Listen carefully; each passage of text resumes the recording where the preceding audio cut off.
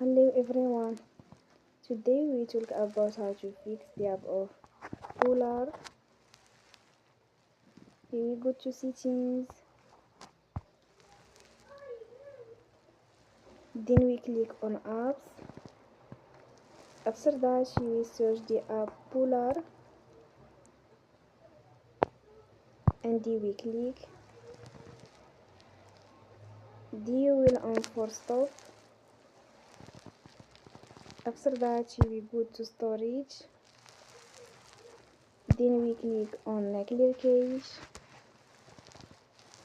Here we go to Play Store and you will update your app. Don't forget to support us by like and subscribe. See you next time and thank you for watching.